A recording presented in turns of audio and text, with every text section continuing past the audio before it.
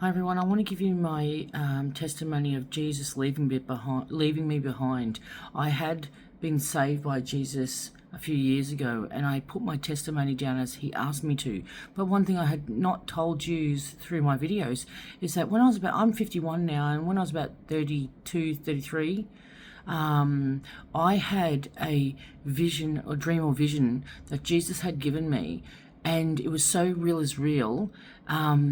And guess what? I remember waking up crying. It was what you think a dream and vision would be real. You laying there and you having it, you waking up and you're crying and you realize it's real. But guess what it did? It didn't change me. I didn't turn what he gave me a chance even back then to have that dream and vision that I needed to do what I do and do what I should have done was follow him. He gave it to me. My heart felt heartbroken and everything, but I didn't follow. So I'll just tell you what the dream and vision was that I didn't actually follow, but I should have. I was sitting on a beach in Australia, like my local beach, and I'm sitting there and everything's familiar to me. And I'm sitting there on these rocks and I'm talking to this person and they're telling me all their problems and I'm like, oh, that's okay. And I'm consoling them. And then Jesus walks up to me and this is how it happened. And I'm sitting here talking to that person on the rock and we're like, listening to all the things. And I'm saying like, that's okay. Maybe this, trying to counsel them. Next minute, I see Jesus. He's walking up to me and I look back to this person he's talking. I knew it was Jesus. And I'm talking to this person and Jesus comes up and I looked at him like, just like a fan. You know how a kid walks up to you or your husband or somebody of your family wakes up and you just go like, just wait there. Like, I'll be 1 minute. I said, I'll be 1 minute. And he looked at me and he's got a tin cup in his hand. The weird thing was it had baked beans in it. I remember thinking, well, I don't really want baked beans, but like, I'll have it soon. Just wait. And he said, no, Sharon, it's important. Take it. And I went, just wait, I'll be 1 minute. And I went back to counselling this person on whatever at the time I thought was so important, this person. And talking to Jesus and taking this thing off him was, okay, just give me a second. So then I go back and I go, so, as you were saying, and I see Jesus, and I looked over where he was and he was walking away from me. And I went back and I remember feeling sad, like I shouldn't have done that to him. He's my really good friend. I shouldn't have done that to him. And so I went back to counseling this person and I finished this person and then all of a sudden another person comes up. I'm sitting there and I'm going, it's a woman this time, and I'm talking away to her and I'm like, yeah, I know, maybe you should try this with your husband or, whatever it was I was counseling. And he turned around. I turned around again and there's Jesus going, Sharon. He goes, Sharon, you need to take this. I'm so sorry. You need to take this cup. Please take this cup. He said, just eat it. You need to do it now. This time is short. You haven't got any time. Come on, just take it. Just take the cup, Sharon. Just take it. And he said, just take it. And I wouldn't take the cup. I went again. Just wait. I looked at him like, just wait. Can you just wait 1 minute? I'm sorry. I'm just 1 second. It's really important. Like, if they're crying, I just need to talk to them. I need to make them feel better. So he looked at me and he's shaking his head like, Sharon, take it, please. And I went, just look, I'll be 1 second. I promise I'll be 1 second. And then I went back to this person and they're talking. Anyway, this time Jesus come and I look, and as I said, he's walking away with that cup and his head's down. And he's walking so slow and he seems so sad. Anyway, I keep on talking to this person, and then Jesus just comes straight up into my face and goes, Sharon, you need to take this. You need to take it now. Just put it in your hand. Just put it in your hand, please. Put it in your hand, Sharon. There's no time left. I can't save you if you don't put it in your hand. And I'm going, Jesus, just wait. Okay. I'm coming. Just wait. And he's going, no, Sharon, please put your hand out. Grab it. And I'm saying, and you know what? I didn't even take the cup. I went, I'll come. Just give me 1 minute. I will finish this, and I will come with you. I will come.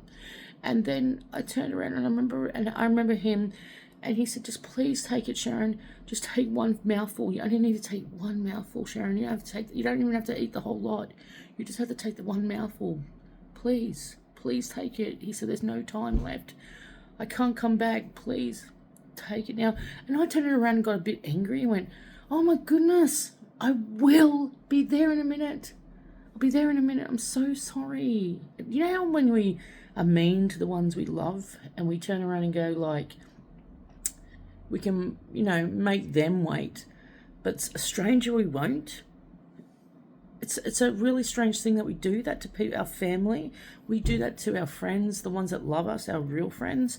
We'll go help this other friend that doesn't really care about us, but our real friend, or our real, like our husband or a wife, we'll put them second, And this is what I did with Jesus. I turned around and went, just wait.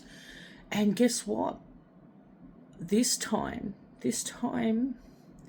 when I turned to look at him, I seen him walk away but disappear. And then I looked back I remember thinking, oh, I've really hurt his feelings now. I shouldn't have done that. But then I still went, okay, I've got to go to this person. I've got to go, but like, just finish up. Let's finish up. Like, they're so important, This conversation is so important. Jesus is saying I talk too much, and like no. And as I said in this video, like God has asked me to put these videos up. So it's funny, it's an oxymoron that I say I talk too much and I'm talking, but He asked me, as I said, just take that one thing, and I didn't. And then, as I turned my head to look at this person, it was like boom, it just, the trumpets and the sky rolled back. And as I looked back to see Jesus, He wasn't there. He was there, and He was coming down. It makes me cry every time I speak about this. He was coming down with His angels and the saints. You could actually see the sky roll apart, split. It split. And you could hear Him, and guess what? Automatically, I didn't even go, no, Jesus, take me. I didn't do that. I went straight away. I looked at that person, and that person didn't even matter anymore. It didn't matter what that person was saying anymore. It wasn't important. I felt the most biggest sadness, and I remember saying, I'm sorry. And I was crying and crying. And I remember feeling the most painful heartache I've ever felt, that I wasn't going with Him. I wasn't going to be with Him. He tried so hard to get me to take just one mouthful, enough just to accept one mouthful of him, and that was enough for me to go. It was enough. I didn't have to be the best at this. I didn't have to be the best at that. I just had to accept that gift, that thing He was giving me, which would be Him, His salvation. But it was metaphorically in a cup and in baked beans. I just take one bit. Anyway, so as I said, I looked back at that person, and it mattered no more, nobody. And I saw people freaking out, running around back and forward, like the panic they were feeling. There were some people just standing there, and I felt like as if it was those Christians that, like me, or not at the time. I don't even know if I was a Christian at the time. I think I was just about to leave the church that I was in, and I remember just looking at these people running around, and those people that were just standing there, they were like me. They were just with their head down, like, I understand. And the immense pain that you felt, that you knew what you did. You knew what you did. You knew. I knew I put him second, third, fourth, fifth. I knew, especially when he tried so hard to help me, to get me just to take one mouthful of him. Anyway, and then you see other people running around screaming, running home. You can see that just the chaos. And as he's coming in like the glory of God. He's coming. It's really, you actually do see the sky. It's the sky, and there's a lot of clouds, and then it splits, and then you see him coming. And this time, as I said to you, like, you understand that all these things that you think are important, they went away. Anything that you thought was, I knew it was Jesus, and I was just going like 1 second, like over some just silly conversation. And like he was basically saying, talk too much. I was talking too much. I wasn't focusing on him. You got to focus on the Jesus. You just got to focus on him, follow him. Just like he said, just that one spoonful. Accept the gift that he has given you, that he sacrificed his life, he died for you on a cross, and he rose 3 days later. He's given you that small gift. No, sorry. He's giving you that massive gift, but like, as I said, in that tin cup, that small little bit that he asked me to take, that's all you have to take. You just have to accept that. You don't have to go do works and everything. You know, the fruits of the Spirit come through Jesus Christ and the Holy Spirit. It comes through him. So don't worry about being a good Christian. Follow him. Just accept. Just ask him to come into your heart. Say, dear Lord, come into my heart, because I'm telling you, that day when I knew, I sat there with my head down, and I knew I wasn't gonna, it was over. It was over and done.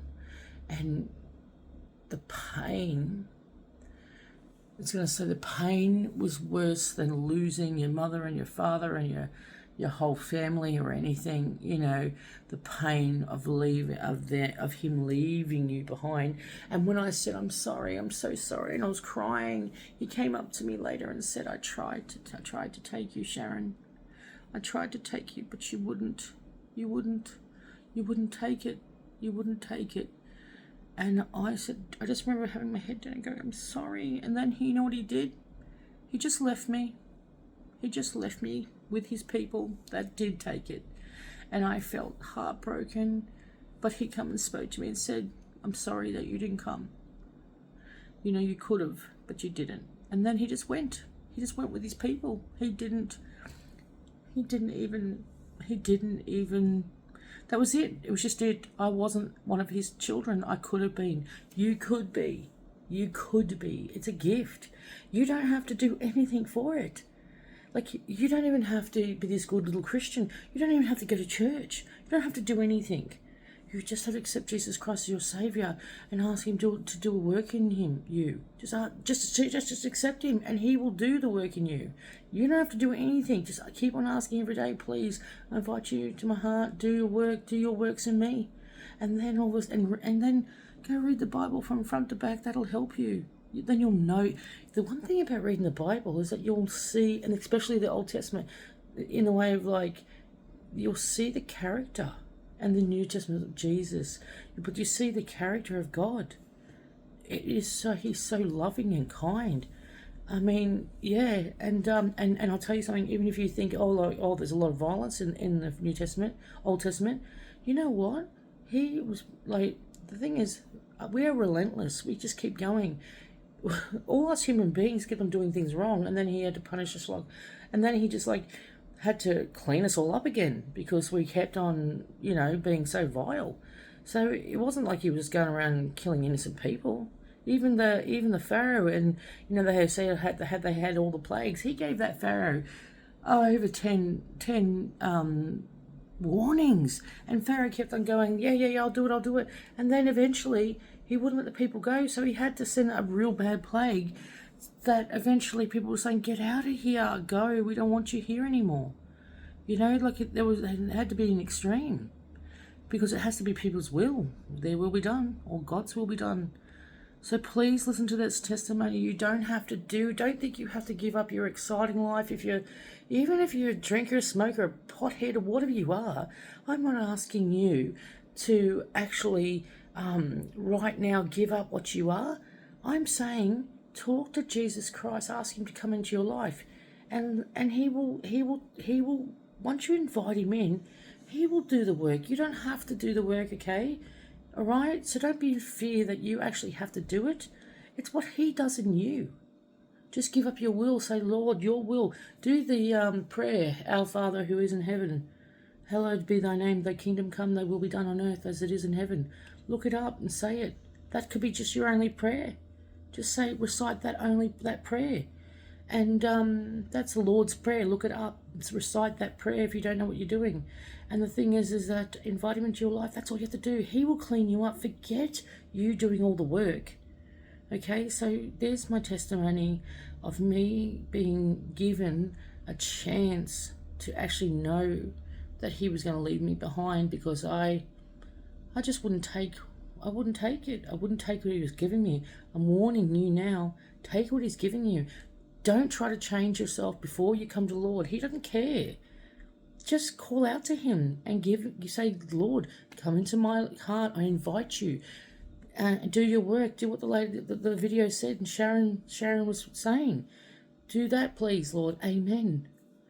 If you don't know anything about him, just do that. And that's it. So you don't have to change. He'll change and he'll make your life better. So relax. You don't have to do anything. Just invite him into your life. Hope that helps.